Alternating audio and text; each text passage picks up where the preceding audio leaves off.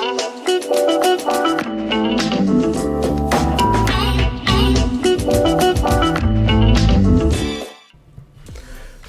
selamat pagi teman-teman di kelas akuntansi usaha dagang atau kelas akuntansi usaha dagang di semester yang kedua. Ini adalah video penjelasan yang saya berikan kepada kalian sebagai bagian dari tindak lanjut perkuliahan kita, seperti yang sudah saya sampaikan bahwa pembelajaran kita juga akan dikombinasikan dengan material yang akan saya bagikan di learning management systemnya kita. Nah, di kesempatan video kita di awal-awal perkuliahan ini atau di awal-awal semester ini, seperti yang sudah kita rencanakan di dalam roadmap pembelajarannya kita, itu adalah bahwa saya akan memberikan penjelasan atas assessment dari teman-temannya saya dari hasil pekerjaan kita yang sudah saya lakukan kepada kalian minggu yang lalu, ya, di minggu sebelumnya. Nah, jadi teman-teman, cukup singkat sebenarnya hasil assessment saya, tetapi singkatnya hasil assessment ini tentunya sangat-sangat krusial kebutuhannya sebelum kita memulai proses pembelajaran lebih intens lagi tentunya, ya, supaya apa yang kita akan pelajari nanti di dalam konten akuntansi usaha dagang itu bisa lebih baik lagi nanti hasilnya. Nah, jadi tanpa berlama-lama, saya akan sampaikan kepada kalian apa yang menjadi catatan temuan yang saya dapatkan di dalam soal yang sudah diberikan pertama sekali kepada kalian untuk segera dikerjakan. Nah, berikut ini yang saya temukan, ya.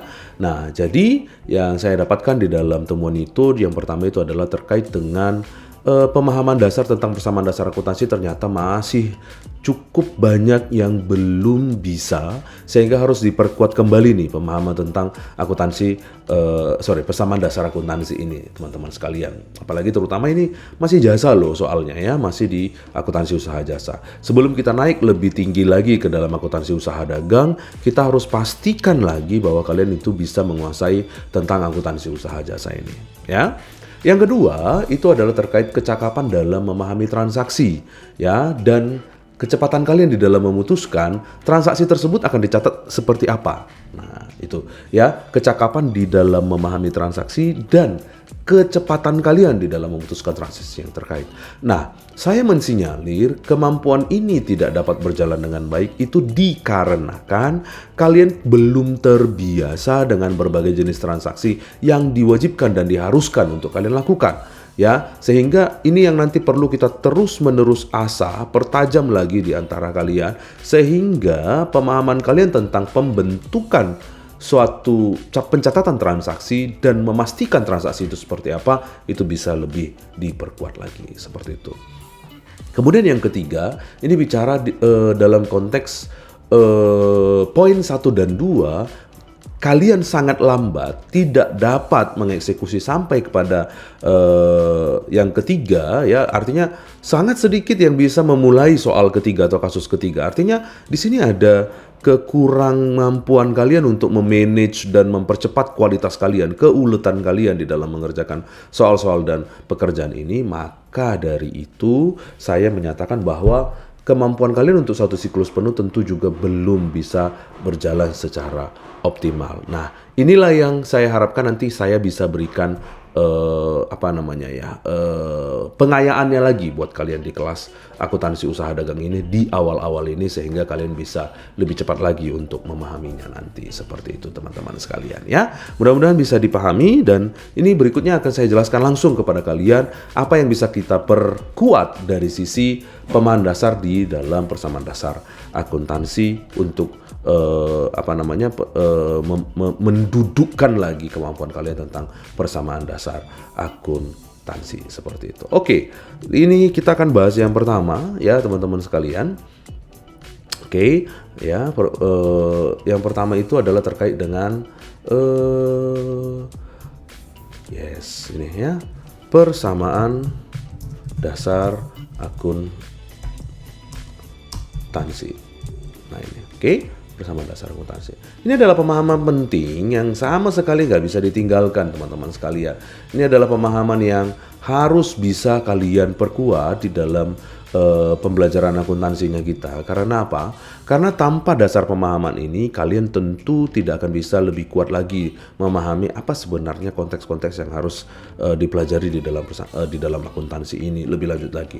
Nah, persamaan dasar akuntansi ini memang sangat simpel, tetapi pada dasarnya persamaan dasar akuntansi ini adalah jiwa dari semua pembelajaran akuntansi. Tanpa kalian memahami betul apa itu persamaan dasar akuntansi, tentu kalian tidak akan bisa memahami jiwa akuntansi itu secara penuh, seperti itu ya. Nah, maka dari ini saya akan jelaskan, saya ulangi lagi buat kalian. Nah, teman-teman sekalian, persamaan dasar akuntansi itu adalah sebenarnya dasar dari terbentuknya sebuah perusahaan. Nah, dasar dari terbentuknya sebuah perusahaan adalah bahwa suatu entitas itu bekerja untuk bisa mencari kemakmuran dari bisnisnya itu ya, melalui apa yang namanya laba atau keuntungan perusahaan itu.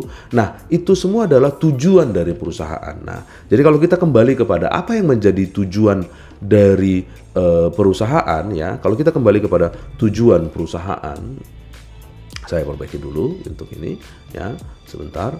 Nah, kalau kita kembali kepada apa yang kita sebut sebagai tujuan dari perusahaan ya, tujuan dari perusahaan. Nah, kita bisa nyatakan bahwa tujuan perusahaan itu adalah untuk memaksimalkan nilai dari apa yang dimiliki oleh perusahaan. Nah, pada dasarnya satu bahasa yang digunakan oleh pemilik perusahaan itu adalah meningkatkan kemakmuran mereka atau wealth. Inilah adalah tujuan utama dan semua perusahaan sepakat bahwa tujuan mereka adalah tentang memaksimalkan nilai dari apa yang dimiliki oleh perusahaan tersebut. Itu yang kita sebut sebagai memaksimalkan kemakmuran perusahaan itu atau wealth-nya mereka. Nah, maka dari itu teman-teman sekalian, berdasarkan tujuan inilah kita memiliki yang namanya persamaan dasar akuntansi. Nah, memaksimalkan nilai. Nah, kalian perlu memahami betul di sini kata-kata memaksimalkan nilai ya. Kata-kata memaksimalkan nilai. Sebentar ya. Saya perbaiki dulu di sini. Nah, perlu kita pahami kata-kata memaksimalkan nilai. Nah, memaksimalkan nilai. Ini penting sekali ya. Jadi teman-teman sekalian, perusahaan itu penting sekali untuk memahami betul bahwa mereka tujuannya adalah untuk memaksimalkan nilai dari perusahaan tersebut. Nah, inilah yang kemudian penting sekali untuk kita ya, kalian itu bisa kuasai apa yang dimaksud dengan memaksimalkan nilai di sini. Nah, oke ya. Baik, sekarang kita coba pahami lagi. Sebentar. Oke, yes. Nah, sudah? Nah, maka dari kata-kata memaksimalkan nilai yang ada di sini, maka terbentuklah persamaan dasar akuntansi. Nah, nilai itu dari apa yang dimiliki. Nah, di sini nih pentingnya. Nah, dari apa yang dimiliki nih. Dari apa yang dimiliki. Saya mau kasih highlighter dulu di sini tentang dari apa yang dimiliki. Nah, ini. Apa yang dimiliki oleh perusahaan itu ya, dari apa yang dimiliki oleh perusahaan itu. Nah, dari apa yang dimiliki maka tentu dalam konteks apa yang dimiliki, perusahaan itu di dalam menjalankan usahanya atau proses bisnisnya, tentu dia membutuhkan yang namanya apa yang dimiliki itu tadi ya. Perlu harus memiliki apa yang dimiliki itu tadi, yaitu yang kita sebut di dalam akuntansi sebagai aktiva, atau bahasa lainnya di dalam akuntansi disebut juga sebagai aset, atau bahasa lainnya di dalam akuntansi disebut juga sebagai harta. Ya, nah 3 ini ya, aktiva, aset, harta. Nah, dari mana asalnya aktiva, aset, dan harta ini? Tentu tidak tiba-tiba datang kan gitu ya. Perusahaan itu tentu ada dasarnya, ada sumbernya dari mana harta dan aktiva dari si aset ini, seperti itu ya. Ya, asalnya ini dari mana datang itu tentu ada dasarnya ya, ada sumbernya datangnya aktiva, aset, dan harta ini. Nah, dari mana sumbernya? Oke, ini yang mau kita bahas. Maka aktiva ini pada dasarnya itu datang dari Iya, biar kalian bisa lebih paham lagi tentang ini. Saya sangat senang menjelaskan ini karena ini root-nya pembelajaran akuntansi dan sebenarnya semua anak akuntansi harus paham tentang ini. Seperti itu teman-teman. Ya. Nah, harta itu pada dasarnya pertama sekali atau aktiva itu pada dasarnya pertama sekali itu datang dari ekuitas pemilik. Ekuitas pemilik seperti itu ya. Nah, atau kalau di dalam bahasa sederhana kita mengenal kata ekuitas itu sebagai modal ya, modal. Oke. Nah, ya, ekuitas pemilik atau dalam kata sederhana kita mengenalnya dengan kata modal, atau dalam bahasa korporasi kita mengenalnya dengan istilah sebentar ya. Di dalam bahasa korporasi kita mengenalnya dengan istilah modal disetor ya, modal disetor. Oke, modal disetor. Nah, ini adalah semuanya sumber awal dari perusahaan itu didirikan. Nah, seiring berjalannya waktu, perusahaan itu kan tentu berkembang lagi. Semakin berkembang perusahaan, semakin tinggi kebutuhan perusahaan untuk bisa mendapatkan akses dana, sumber daya yang lebih besar lagi. Nah, untuk bisa mendapatkan sumber daya yang lebih besar lagi itu, perusahaan tentu harus mencarinya bukan hanya dari sekedar apa yang diberikan oleh pemilik. Karena bisa saja apa yang diberikan oleh pemilik tersebut terbatas jumlahnya. Dan bisa saja pemilik tersebut belum bisa betul-betul memastikan ya apakah harta yang dialokasikan kepada perusahaan itu akan bisa berbuah atau bisa menghasilkan atau bisa mengembalikan sudah berbalik dengan nilai yang lebih tinggi lagi atau kita sebut sebagai kemakmuran yang lebih besar lagi. Nah, maka dari itu perusahaan itu butuh akses lain untuk bisa mendanai atau mendapatkan harta atau aktiva yang ada di dalam perusahaan. Itu berasal dari mana? Nah, itulah kalau yang dalam akuntansi disebutlah itu sebagai atau liabilitas. Asalnya dari mana liabilitas ini? Yaitu asalnya dari orang-orang di luar sana yang ingin mengalokasikan dananya ke dalam perusahaan, tetapi dia tidak ingin menjadi pemilik. Kenapa? Karena kalau pemilik itu posisinya berbeda dengan pemberi hutang. Pemilik itu posisinya jauh lebih bertanggung jawab atas kondisi perusahaan dibanding adalah yang memberikan hutang. Nah, liabilitas ini nama lainnya di dalam akuntansi disebutlah juga sebagai kewajiban ya, kewajiban, atau kita lebih sering mendengarnya dengan istilah hutang. Nah, ya. Nah, ini adalah dasar sebuah persamaan dasar akuntansi diciptakan ya. Nah, inilah dasarnya kenapa adanya persamaan dasar akuntansi ya, yang mendasari segala bentuk pembelajaran akuntansi ya, yang tentunya hal paling penting di dalam membangun pemahaman akuntansi yang jauh lebih baik lagi seperti itu. Nah, inilah yang kita sebut sebagai persamaan dasar akuntansi itu teman-teman ya.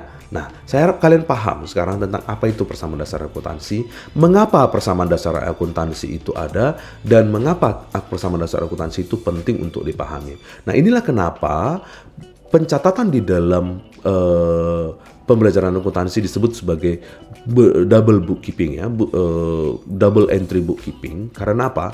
Persamaan dasar akuntansi ini ingin memastikan bahwa di dalam seluruh proses pencatatan akuntansi, persamaan dasar akuntansi ini adalah benar-benar sama atau seimbang, sehingga double entry bookkeeping menjadi sangat-sangat digunakan setelah adanya temuan tentang double entry bookkeeping ini, sehingga akuntan itu bekerja di dalam prinsip kesamaan proses yang terbentuk di antara harta yang dimiliki perusahaan yang di sini ya.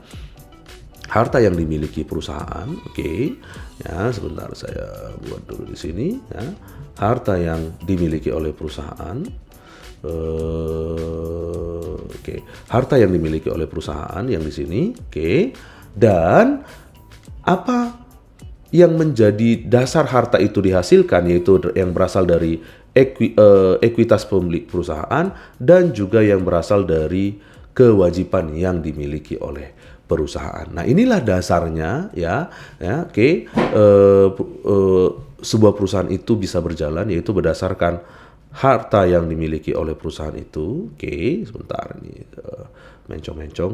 Oke, harta yang dimiliki oleh perusahaan itu berasal dari ekuitas yang dimiliki atau sumber kepemilikan yang diberikan oleh pemilik perusahaan, plus yang menjadi hutang yang diberikan oleh pihak eksternal kepada perusahaan. Nah, inilah sumber-sumber pendapatan yang ada di dalam perusahaan ya, yang kemudian bukan pendapatan ya, harta yang ada di dalam perusahaan yang kemudian menjadi dasar penting untuk kamu memahami tentang apa itu persamaan dasar akuntansi. Saya harap kalian bisa paham ya, dan mudah-mudahan video ini bisa sangat membantu kalian tentang apa itu persamaan dasar akuntansi. Setelah ini nanti saya akan sangat betul-betul memberikan pemahaman kepada kalian tentang bagaimana menggunakan persamaan dasar akuntansi ini di dalam pembelajarannya kita. Begitu teman-teman sekalian. Oke, see you in the next video. Ini penjelasan pertama kita. Mudah-mudahan nanti kami bisa dapatkan di LMS lebih banyak lagi nantinya. Terima kasih semua.